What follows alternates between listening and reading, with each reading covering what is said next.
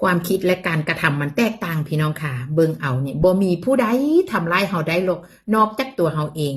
พอยบผู้ใหญ่บ้านฟินแลนด์ผ่านมาพันดราม่าเนาะ1 วันพันดราม่าคนด่ากันเลือกเนาะมากเช่นกันทุกวันนี้ผมก็ประกอบอาชีพได้ปกติเพราะถ้าสำนึกผิดในข้อบกพร่องและน้อมรับแก้ไข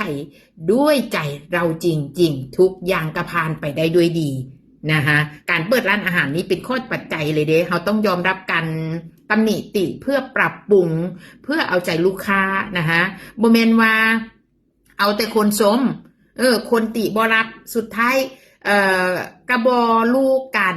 บกพร่องของเจ้าของละชีวิตเนาะอันนี้เห็นด้วยคักพอเอ้ยขอให้เจริญรุ่งเรืองยิ่งขึ้นไป